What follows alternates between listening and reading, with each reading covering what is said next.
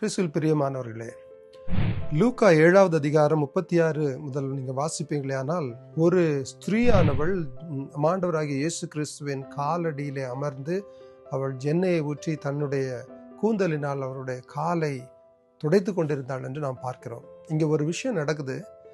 தன்னுடைய நிலைமையை அறிந்த ஒரு பெண்மணி, தன் தவறை உணர்ந்த ஒரு பெண்மணி இயேசுவை மிகவும் அதிகமாக அன்பு செய்கிறாள். காரணம், அவர் பாவங்களை மன்னித்து அவளை மன்னித்து ஏற்றுக்கொண்ட ஒரு தெய்வமாக இருக்கிறபடினால.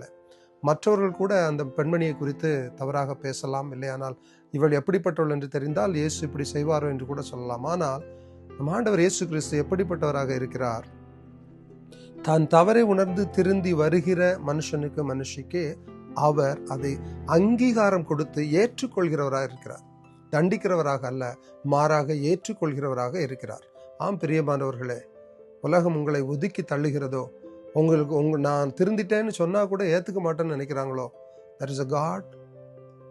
உங்களை ஏற்றுக்கொள்ளக்கூடிய ஒரு தெய்வம் உண்டு, அது நம்ம ஆண்டவராகிய இயேசு கிறிஸ்து. இந்த நாட்களிலே turn to Jesus and he will recognize you. May God bless you.